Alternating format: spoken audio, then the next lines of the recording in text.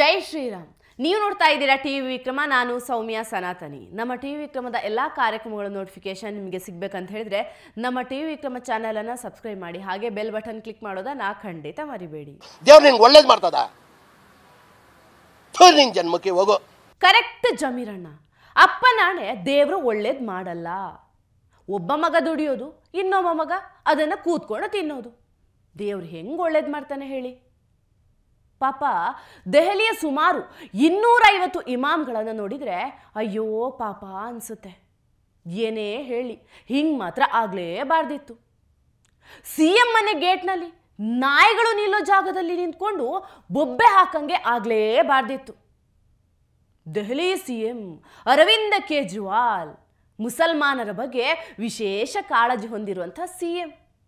ತಾನೇನಾದರೂ Maharashtra CM ಆಗಿದ್ದಿದ್ರೆ Ambani ಮನೆ ಇರೋ ಜಾಗನ ವಫ್ಗೆ ಬಿಟ್ಕೊಡ್ತಿದೆ, ಅದು ಅವ್ರದೇ ಜಾಗ ಅಂತ ಹೇಳಿದ್ದ. बंबई के अंदर इस देश का जो सबसे अमीर आदमी है, बताते हैं उसका घर वक्फ बोर्ड की प्रॉपर्टी पे बना हुआ है. गलत तो नहीं करा? वहां की सरकार की हिम्मत नहीं है जो उसको कुछ कर दे. हमारी सरकार अगर वहां होती उसकी प्रॉपर्टी तोड़वा देती.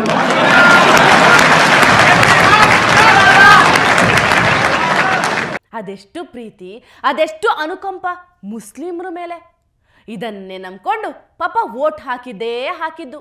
ದೆಹಲಿ CM ಮಾಡಿದ್ದು. CM ಆದಮೇಲೆ ಏನು ಕೇಳ್ತೀರಾ? ಮುಸ್ಲಿಮರಿಗೆಲ್ಲ ಬಂಪರ್ ಆಫರ್. ಮಸೀದಿಯ ಇಮಾಮ್ಗಳಿರ್ತಾರೆ, ನಮ್ಮಲ್ಲಿ ಅರ್ಚಕರಿದ್ದ ಹಾಗೆ. ಅವರಿಗೆ ಏಕ್ದಮ್ 10,000ದಿಂದ 18,000 ಸಂಬಳ ಘೋಷಣೆ ಆಯಿತು. ನೆನಪಿರ್ಲಿ, ಅದು ಬರೀ ಇಮಾಮ್ಗಳಿಗೆ ಅಷ್ಟೇ. ಹಿಂದೂ ಅರ್ಚಕರ ಕೈಗೆ ಖಾಲಿ ಚೊಂಬು. ಸರ್ಕಾರಕ್ಕೆ ಆದಾಯ ಬರೋದಕ್ಕೆ ಹಿಂದೂ ದೇವಸ್ಥಾನದ ದುಡ್ಡಲ್ಲಿ ಇಮಾಮ್ಗಳಿಗೆ ಸಂಬಳ ಹೆಚ್ಚು ಮಾಡಿದರು. ಬಿಡಿ, ಅದ್ರ ಬಗ್ಗೆ ನಮ್ಮ ಕರ್ನಾಟಕದ ಹಿಂದೂಗಳಿಗೆ ಏನು ಸ್ಪೆಷಲ್ ಆಗಿ ಹೇಳಬೇಕಾಗಿಲ್ಲ. ನಮ್ಮ ಸಿದ್ದರಾಮಯ್ಯನವರ ಸರ್ಕಾರದಲ್ಲಿ ಜಮೀರ್ ಸಾಹೇಬ್ರ ಮುಂದಾಳತ್ವದಲ್ಲಿ ಹೇಗಾಗ್ತಿದೆ ಅನ್ನೋದು ಕಣ್ಣಾರೆ ಕಂಡಿದ್ದಾರೆ. ಇರಲಿ, ಈಗ ದೆಹಲಿ ವಿಷಯಕ್ಕೆ ಬರೋಣ.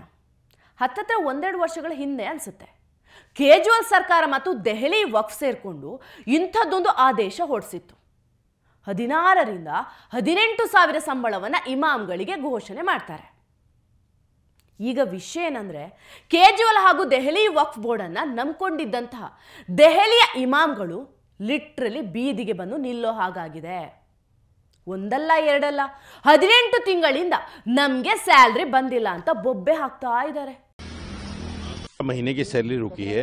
हम 17 महीने की सैलरी की डिमांड लेकर आए हैं कि हमारी 17 महीने की सैलरी दे दो, क्योंकि जितने इमाम हैं, करीब 250 इमाम, ये सारे के सारे परेशान हैं. 18,000 रुपये सैलरी है, मात्र 18,000 रुपये.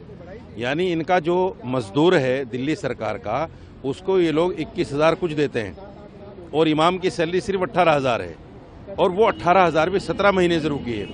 अब बताइए, हमारे भी बच्चे हैं, लालन पोषण है, स्कूल की फीस है, कमरे का किराया, बहुत कुछ है, सारी चीज़ें हैं, लेकिन ये लोग सोचते नहीं इस बात को. आगे की और कार्रवाई करेंगे, प्रोटेस्ट करेंगे जगह जगह. ಯಾ ಅಲ್ಲ, ये क्या हुआ? ಹಿಂಗ ಕೇಜ್ರಿವಾಲ್ ನಂಬಿಸಿ ಕುತ್ತಿಗೆ ಕೊಯ್ಯೋದು. 18 ತಿಂಗಳಿಂದ ಇಮಾಮ್ಗಳಿಗೆ ಸಂಬಳ ಕೊಡೋಕೆ ಆಗ್ತಾ ಇಲ್ಲ. ಅದರ ನಡುವೆ ಮಹಿಳೆಯರಿಗೆ 1,000 ರೂಪಾಯಿ ಕೊಡ್ತೀನಿ ಅಂತ ಘೋಷಣೆ ಮಾಡ್ತಾರೆ. ಆಮೇಲೆ ರಾಜ್ಯನ ಮಾರೇ ಬಿಡೋದು. ಆತ ಹಿಮಾಚಲ ಪ್ರದೇಶದಲ್ಲಿ ಕಾಂಗ್ರೆಸ್ ಸರ್ಕಾರ ಟಾಯ್ಲೆಟ್ಗೂ ಟ್ಯಾಕ್ಸ್ ಹಾಕೋಕೆ ರೆಡಿ ಮಾಡ್ಕೊಂಡಿದೆ.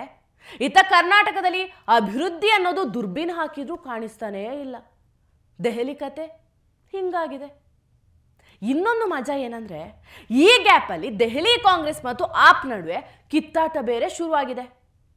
ಲೋಕಸಭಾ ಚುನಾವಣೆಗೂ ಮುಂಚೆನೆ ಕಿಡಿ ಹೊತ್ಕೊಂಡಿತ್ತು, ಈಗ ಬೆಂಕಿನೇ ಹತ್ಕೊಂಡಿದೆ. ಕಾಂಗ್ರೆಸ್ ಅವರನ್ನ ಇಂಡಿಯಾದಿಂದ, ಇಂಡಿ ಮೈತ್ರಿಕೂಟದಿಂದ ಕಿತ್ತೆಸಿಬೇಕು ಅಂತ ಹೇಳ್ತಿದ್ದಾರೆ. ಹಂಗೇನಾದ್ರೂ ಆದ್ರೆ ಇಮಾಮ್ಗಳೆಲ್ಲ ಹಳೆ ಗಂಡನ ಪಾದನೇ ಗತಿ ಅಂತ ಮತ್ತೆ ಕಾಂಗ್ರೆಸ್ ಕಡೆಗೆ ಹೋಗಬೇಕು ಅಷ್ಟೇ. ಇನ್ಮೇಲೆ ಶುರುವಾಗುತ್ತೆ ದೆಹಲಿ ರಾಜಕೀಯದಲ್ಲಿ ಮಜಾ. ಎಲ್ಲ ಅಪ್ಡೇಟ್ಗಳನ್ನು ಕೊಡ್ತಾ ಇರ್ತೀವಿ. ಟಿವಿ ವಿಕ್ರಮವನ್ನು ತಪ್ಪದೆ ನೋಡ್ತಾ ಇರಿ. ಟಿವಿ ವಿಕ್ರಮ, ದೇಶ ನಿಮ್ಮ ಕೈಯಲ್ಲಿ. ಈ ಕಾರ್ಯಕ್ರಮ ನಿಮಗೆ ಇಷ್ಟ ಆಗಿದ್ದಲ್ಲಿ ಲೈಕ್, ಶೇರ್ ಹಾಗೂ ಕಮೆಂಟ್ ಮಾಡಿ. ಟಿವಿ ವಿಕ್ರಮದ ಕಾರ್ಯಕ್ರಮಗಳನ್ನು ನಿರಂತರವಾಗಿ ವೀಕ್ಷಿಸಲು ಸಬ್ಸ್ಕ್ರೈಬ್ ಮಾಡಿ, ಬೆಲ್ ಐಕನ್ ಒತ್ತಿ.